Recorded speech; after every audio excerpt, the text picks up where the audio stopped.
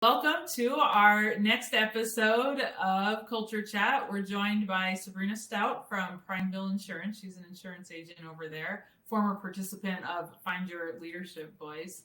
Thank you so much for being with us today, Sabrina. And we wanted to talk a little bit about the changes in our preconceived notion of the workday, the 8 to 5, what we all kind of grew up in thinking about, what's been the standard of 8 to 5 workplace, and not only how that's been shifting from COVID, but it's here to stay. I know for me, before COVID, like I did work remote, and I already worked in a culture that was like really trying, swimming upstream to not have it be 8 to 5 and give people what they needed when they needed it. And if you got to take your kids to soccer, that's cool, and you'll make up the time. But it would still have that vibe, right? Like I'll make up the time, or I'll be back online later, but then don't send emails out at 2 a.m. because that's weird, and all the things. So like, I don't think we've cracked the nut yet, but it certainly is shifting. So what do you guys think? Well, thank you for having me. This is one of my favorite topics, actually, and I don't get to talk about it a lot, just in the nature of what I do. So, but I learned the other day, and I had no idea that the 8 to 5 was made during the Industrial Revolution or something like that, some time long ago, that we are no longer in. And I've been pondering this because COVID did change things. I mean, we've got a whole generation of kids that are graduating high school that either did all 4 years hybrid kind of school, or they did the last few years completely online because of COVID. And that is going to present a huge challenge for these 9 to 5 careers, because we're not going to be able to hire anybody. I mean, they're going to say, why would I work for you? I have to show up. I have to be there. Even though I finish my work at 2 p.m., I have to be there until 5, when I could just like go live in a van and be an accountant that travels around the country. And I get it. So that would be awesome. Yeah. And that's probably the fundamental difference that we're seeing, right? So I would argue Gen X and older millennials, we're still kind of in this headspace of, I'm going to buy a house and I'm going to do the thing, and I got my retirement plan and right? Even with the idea of staying at a company for a long extended period of time. We're not seeing that with young millennials. We're definitely not seeing that with Gen Z. And I'm guessing this new alpha generation, it's going to be even worse, right? So, or better. Worse in the sense of it just depends. They're gonna be less attached to this idea of what we've said. This is how you live as an adult. The norm. The norm, right? They're gonna be way less attached to it, and so I think you're seeing it now where, and I would argue that this is pre-COVID. To be honest, you're seeing where people can't own a home, so they don't care. They don't want to own a home. You're seeing people where it's like, I'm going to be in the US for 6 months, and then I want to be in Bali, and then I want to be in Tulum, and then I want to be, where people are looking at exploring the world as part of their life experience. Are we really going to say, in all honesty, that we're going to forego really great talent because they don't live in our area and can't show up to the office for work? Like, you won't be competitive. The businesses who stick with this idea that you have to come into the office, particularly for jobs that just don't require you to be in the office, but I got to have visuals on you because I don't feel if I can't see you, you're not being productive. Yeah. What are you working on? If we're going to go that, you will not be competitive in this new marketplace. You just won't. And so I think, to your point, Sabrina, when we had big manufacturing plants and it's the turn of the revolution and you see these lines of people like clocking their time cards and stuff out. Yeah, and clocking the time cards to go take their 15-minute break in the break room. Like, that is a time that is passed us by. And so the real question that I think companies need to start asking themselves, because you're not getting the most productivity. You're just not. People are showing up People will be in the office. I am going to sit at Rachel's desk for a while and talk about, I don't know, Love Island and whatever the thing is and whatever. Which there's a place for that too, right? Like we can't lose that, but I'm not opposed to that. What I'm saying is the mentality in terms of productivity. Is you think if I'm in the office, that's how you're going to get the most out of me. And even on productivity numbers, even that's a little antiquated in thought, right? Really, our organization's understanding what is it that I want to accomplish? What is it that we want to get done? And how do we best get work distributed to get that done? I think productivity numbers, I'm going to say it, they're like made up. They're not made up because you can't actually figure out tack time and, you know, how many widgets can be produced. And you can absolutely do that. My point is, really, what are you trying to do big picture in terms of your organization? Where do you really want your organization to be? Most places, they do all their productivity numbers. They know that they've got to have this many people doing this many things to get this many things done. And they still lay off 20% of their staff, 30% of their staff, and know that they've now pushed that work onto. So it's all kind of made up in a sense. So why do we still look at it that way? Why aren't we looking at it from a much more, I think, like holistic approach around where do we want the organization to go? Obviously, there are some jobs, you're thinking about customer service or something where we're wanting to make sure we're answering calls. We want to make sure we're doing things in a timely fashion, something like that. There are going to be, you know, if we're still producing cars and there are still humans who are making cars, obviously I cannot do that from my house. So nothing is absolute, but I think businesses really need to take stock, reflect, and ask, does a person really need to be in here? Or is that just the thing that I'm comfortable with, whether or not it's actually beneficial to the organization or not? Yeah, no, I think that's it, right? What do we actually need to have happen here for the business? And is this just because I'm comfortable having that control and seeing people? But I could definitely hear people, you know, listening to us right now going, well, that can't possibly apply to my work. Like, we need productivity standards. And so one of the things that you said that really sparked me was, if we have that level of engagement and people are passionate about what the organizational goals are and know where we're going and feel invested in making that happen, do we really need those productivity standards?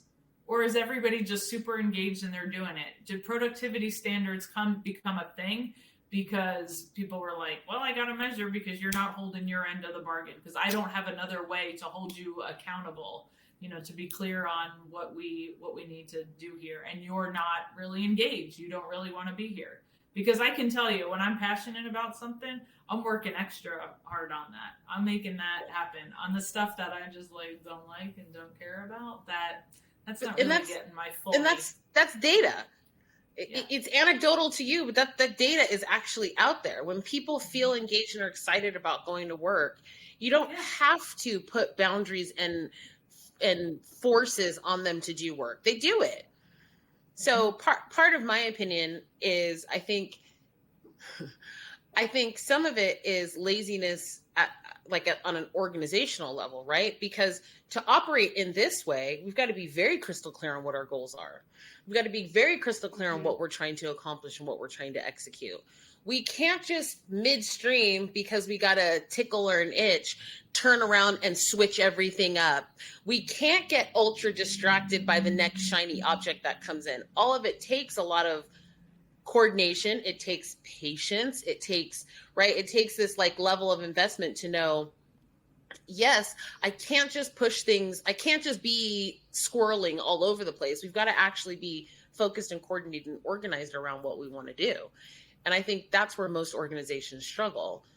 Yeah, I think they'll give a big number. Hey, this is our target. And there's zero work or support in how all that's going to happen, right? Like, it sort of gets lost in the middle. And then there's some front end person where you're like, put out 27 widgets a minute. The person's like, but that's not even possible. No one even came to talk to me about my job. Can't even do that. So I think that's part of the problem, is you have this upper layer who looks a lot at finance, looking at P&Ls and looking at the stuff, and they're not really paying attention to what is the structure and function of what's happening in my business. And I mean, it is a lack of vision. Absolutely. I think the other thing is that it's fear, just plain and simple, from leaders. I mean, you kind of said it earlier, right? If I can't see you, you're not being productive, which I've been in situations where that has been absolutely true. But my question is, one, right? What are you doing to inspire your employees? Two, why are you hiring employees that aren't inspired by the work that they're doing? So if you're hiring correctly, you shouldn't have a fear that you're going to be taken advantage of. You shouldn't, that just shouldn't exist. If you're doing your part in correct hiring, which you have to know your vision to be able to hire correctly, then you shouldn't have that problem. So ultimately it does start from the top down.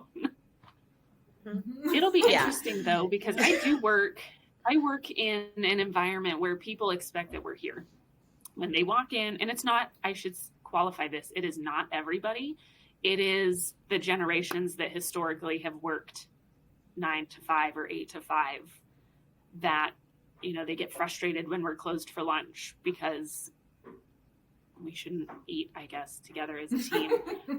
So there's going to be an interesting shift culturally too, I think, where these younger generations, as they start to say need insurance or whatever it is that they're needing in the community, they won't have those expectations because they don't fit into those expectations themselves. So if you answer that email at 2 a.m., cool, thanks for getting back to me. I'm not walking into the office because I live here, but I'm in Guam on a boat, so I don't really care if you're there in the office or not.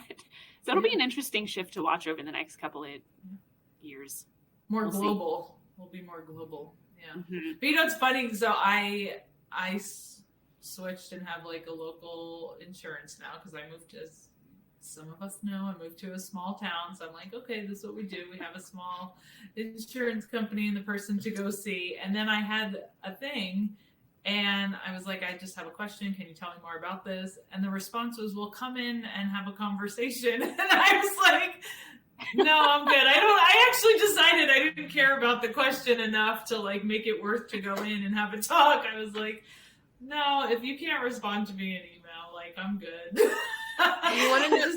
I didn't care. You want to know how bad I am? I don't even want to get on the phone. Let's just do chat. The other day, anecdotal story, I'm cutting something. I nearly chopped my the whole front pad of my finger off. Do you think I pinched it together? We irrigated it. We cleaned all the things that we're going to do in the emergency room anyway. But I send a picture and a video of it. I don't even try to get on with virtual care, okay? I email a picture of it and I say, do you think I need to come in? Yeah. And they respond to me. They're like, well, let's see how it goes over the next couple days, blah, blah, blah. So about 2 weeks went by. It's healing fine. It's nice and clean, but I can't feel it. I send a picture of it and I say, do I need to make an appointment? Because I don't want to, but just let me know. So like when you're talking about someone saying, come in, I don't even want to go to the doctor's office. I want to literally I don't even want to get on virtual. Let's just do this through email. If we have to, I will. But you're ready to lose a finger. I'm like, I see the contemplation, and this might be reflective of our healthcare system, is like, it's a Friday night. I am not about to go sit in this ER for 4 hours so that they can put so they can put some tape, some new skin on it. I'll clean it and I'll put new skin on it myself. If it's a problem, we'll figure that out tomorrow, right? Or I'm gonna wait till Monday or whatever the thing is. And can I say, I am Gen Z. I'm Gen X. Yeah. I'm Gen X. So imagine these kids who have grown up not making doctor's appointments, that do all of their stuff virtually, that live, half of these people live in a virtual world, like between, The Sims and the something and the something. Yeah. Mm-hmm. Do you think from a customer perspective, you're going to barely get me on the phone. You're going to barely get them on the phone, let alone come in. Yeah. So I think customers aren't coming in and staff definitely doesn't. I don't want to say this for everybody, but 80-20. I think you're going to find most people are not going to be interested in coming into the office to do the thing. Maybe a couple days a week, maybe to do like little things that they might not have set up at home. But for the most part, no chance. And the point is the option, right? I think some of that is the option and the flexibility. Like these hard and fast, like 9 to 5 is when everybody's here, 8 to 5 or whatever that is. Like that hard and fast that's not going to fly.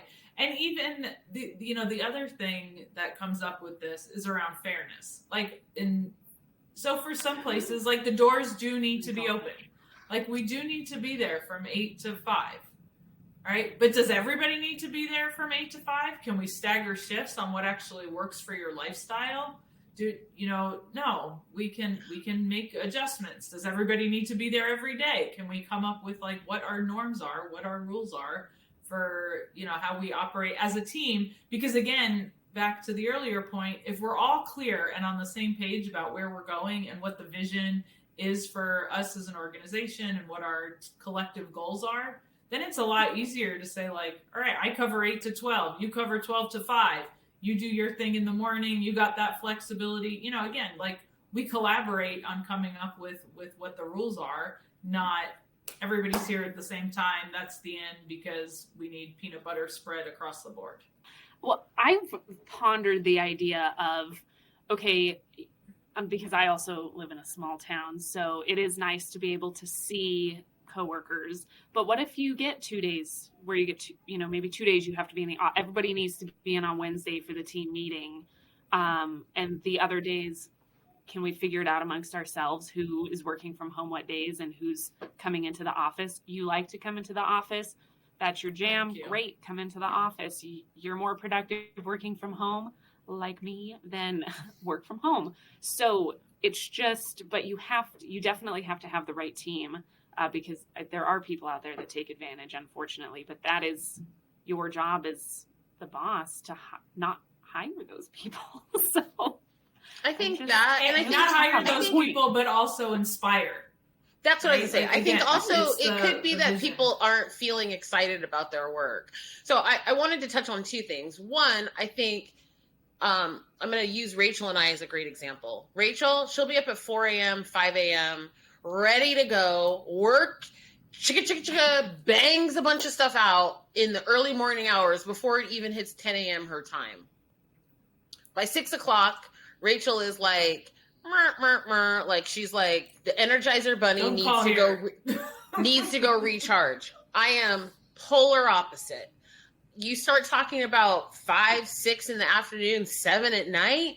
And I'm like, oh man, I think I can build a rocket ship. It's like everything is flowing. I am ready to go. So even for a business, again, all humans don't exist in the same space and time. We're not all the same. So even for a business, looking at who are the people who can perform really well in the morning, in our morning hours, let's stick them in those spaces and let's look at people who can do things in the evening hours. So I think from a time perspective and how we use people, I think we do need to start to look at individuals and what are their strengths and what are their weaknesses. I think the second part that includes their biorhythms, not just their communication styles, not just exactly all the things that make us unique. Exactly. And then I think in terms of work from home, not work from home, I think we have to take a step back and think about how we're functioning as a business. So global business, I worked for a company that had global offices. We all reported to people from all over, from everywhere. There wasn't the option to come in on a Wednesday. No one's flying to a central location every Wednesday, right? So as we start to think of ourselves as these bigger companies, and I don't care if it's local, I don't care if it's statewide, or if we start talking international, we have to think about how we're operating differently so that we find ways to engage and connect that doesn't say we have to actually smell each other's breath to be able to call it engagement. You know what I mean?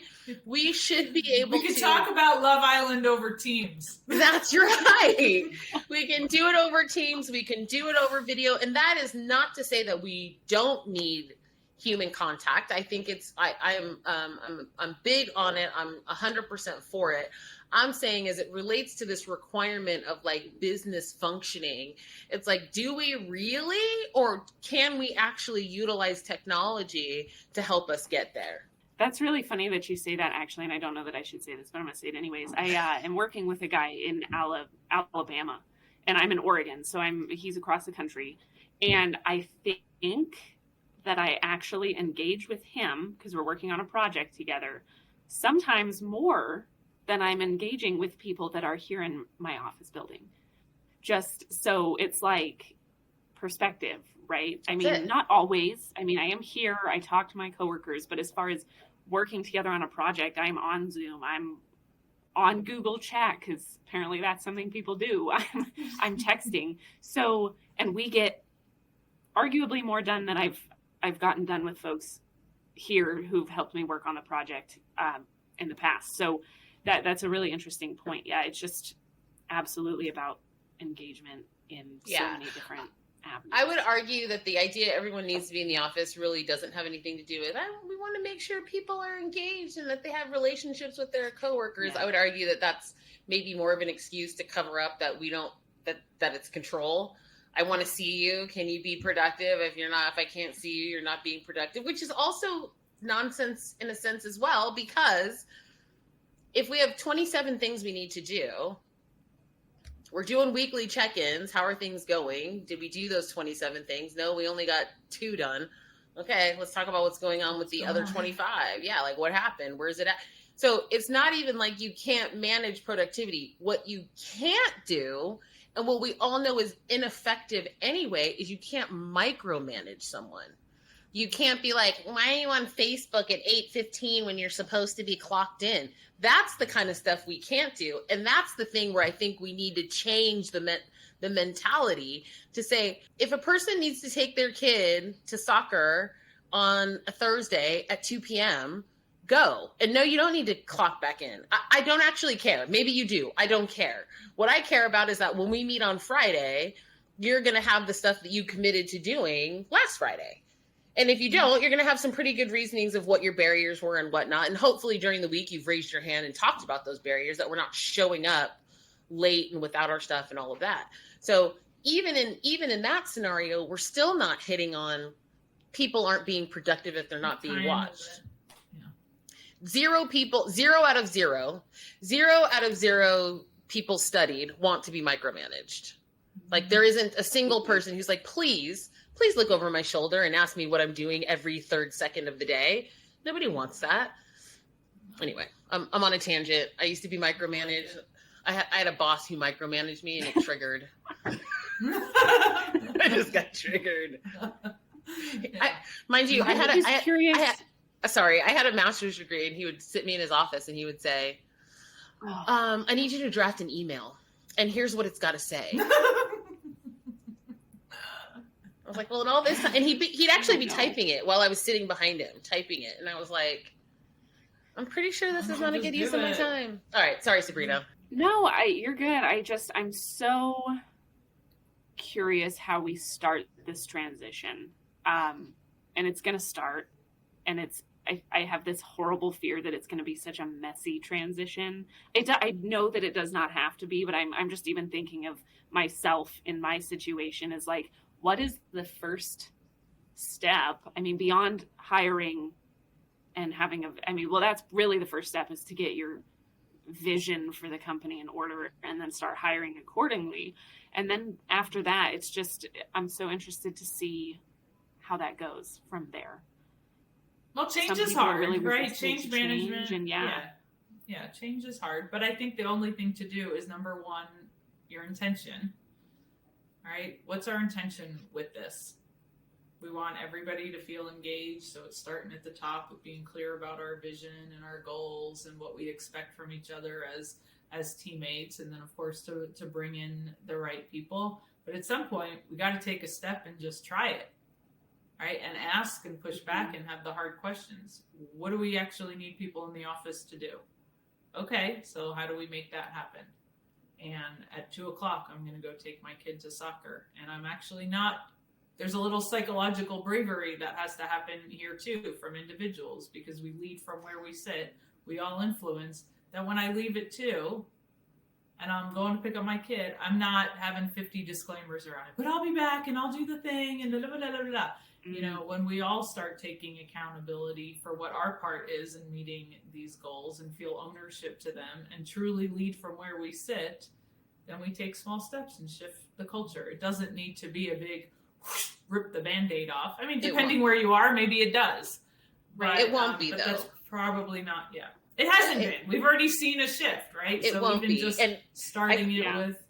I think the next big transition we'll see, because it started, right, post-COVID, when nobody would apply to any jobs, right? No one would apply to any jobs. People had openings. They couldn't get anyone to apply. You can see it slowed down because people started to lay people off. The economy started to shift and whatnot. The economy will go back and will be good again, and you're going to see it a little bit more, right? Because employees aren't changing how they feel about this stuff. And so employees will lead this transition.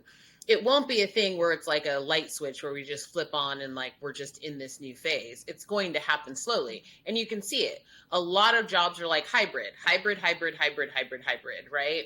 And as it gets harder and harder to hire top talent, as these younger companies who have younger CEOs are stepping in and like, we like this type of environment. We want to create this type of thing. And they're getting people to apply to work, right? And they're becoming successful companies. That is also going to start to shift folks like, wait, what are they doing over there? Yeah. Wait, there'll be more data to support that we don't need to be in the seats. That's right. So it will be a transition, and it will ebb and it will flow. We'll make some progress forward, and there will be some setbacks, and then we'll just keep making progress forward. But I think it's going to be led by employees. As it always is, the people. Power to the people. It's going to be led by employees, because employees are setting the standard for what it is that they are willing and not willing to do. And companies, I think, for the better, since the Industrial Revolution up until literally probably 4 years ago, the companies really held the blade of the knife, right? Or no, they held the handle of the knife, and they were swinging that any way they wanted to. And all of a sudden, in a world that's opened up digitally, where a number of people are like, I don't even care about working for a corporation. I don't even care about health insurance. I don't care about a house. I don't even want a car. I'll just Uber everywhere. I'll just do gigs. I don't need to work for some big corporation that's going to force me into this space, right? So employees are going to dictate how this goes. The really smart employers will be at the front of it so that they can capture this talent, capture the really great talent, and I think give themselves a competitive edge. Let's go. Who wants to do it? Employers, reach out to us. We can help you. Yes. Yes. Awesome. Yeah. Any final thoughts there, Sabrina? Gosh, I don't think so. I'm excited to see the shift. I mean, I've heard those big name companies that do have the talent recruited and that talent shows up day and night because they want to, and they work weird hours because they're passionate about what they do, and that's what they want to work on when they're sitting on the couch, because it's just what they love. And they've got those, they've just got it down. Some of those companies have it down, and they got other problems. I'm interested in looking. Well, and I think all companies have some problem. Yeah. I saw this study, and this was a few years ago, between Google and Amazon. Both of them we would consider wildly successful companies. Google, very pointed, very intentional, purposeful attention to culture, employee engagement, and all of that. Amazon, maybe the opposite, I think we could probably say now from a lot of the data. And you can see, and this is not to say that this is not a unions good, unions bad. This is to say dealing with unions is a whole other construct for your organization that can present its own level of challenges. Google does not have there is not one single area of Google right now where people are like, we need to unionize. But you can see Amazon is all over the place. Amazon employees are trying to organize. They're trying to organize not because they want to pay union fees and dues to some random organization. They're doing it because you're not listening, management, because you don't care about our well-being, because you are working us into the ground, because, right? So even for organizations, and by the way, the article that was written didn't have any of this because none of that had happened yet. They were just simply like, look at these two companies and the different approach that they were taking. And it's like, oh shit, like 7 years into the future, you can see what really matters. When you have to be intentional about your culture, you have to care about your employees. And you can't just do it in your vision statement and it doesn't go in your binder that sits on your thing. It's action that happen. You know, it's actively happening every day, and with your intention. employees and the employees are saying thank you for that, and the other ones are saying no thank you. Bye-bye. Yeah.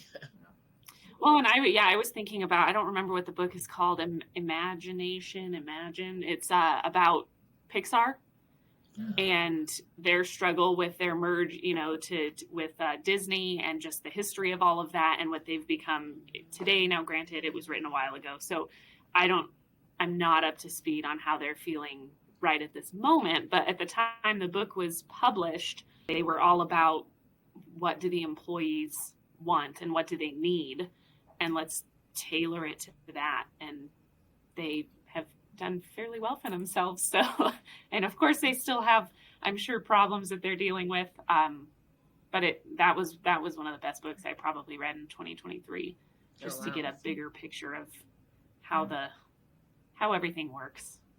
Yeah. I don't want to go too far down the rabbit hole on that one, but it is one of the things we talk about. You want innovation. You want people to feel free to use those big, beautiful brains and come up with new creative ideas. Well, the way to do that is that freedom, that level of engagement and passion and vision that people rally behind, and not the micromanaging butts in seats. We got to be out there. We got to be seeing. We got to be exploring. We got to be experiencing all the world to get those innovative ideas. Yeah. You had brought up fairness at some point in this discussion, and I forgot I wanted to comment on that, because it sort of goes along the lines, right, where we say, oh, HR is going to create these policies to create, and I'm not HR, but an organization is going to create these policies to create fairness. And it's like, well, fairness to who? Fairness in what sense? Because if you've created a policy that I don't like, how is that fair to me? How does that even work out for me? It doesn't. And I think we are living in a time. I mean, just think about it. Think about if you're on social media, if you're checking out Netflix, YouTube, like think about all of these spaces. You watch something, and then it naturally brings in the next thing it thinks you might want to watch based on what you've watched before. Everything is customized to us. Everything is customized to us. And so now you expect me to go to work, and you're not even trying to meet my needs? In the box of fairness. You're not trying to meet my needs. So the workplace is competing. The turn of the century industrial revolutional, revolutional. Is that what I'm trying to say? The turn of the century industrialization model for the workplace is like, it's so outdated. Yeah. It is so outdated because the rest of our lives have completely moved on from that. Well, I like too how you said turn of the century. I'm like 2 centuries. 2 centuries ago, yeah. It's a double rollover. Yes. 2 centuries have gone by. And quite frankly, very few things are happening in the same way that they happened when we started this model. The car's not even the same. Nothing's the same, right? Very few things are the same. Mm-hmm. So this is one of those things that we're going to have to suck up and start to figure out what does this look like? Yeah, what does this look like going forward? Relinquish the control. And I think that's where we end, because that's where we started. We got to relinquish the control. It's not about control. Well, Sabrina, thank you so much for joining us. Always so fun when we do these, and our guests are always great. And thank you for being a part of our conversation, of our culture chat here today. And we look forward to having you back at some point. That would be awesome. Thank you for having me. Appreciate it. It was a lot of fun. Yeah. Bye, Sabrina. Until next time. Bye. Bye.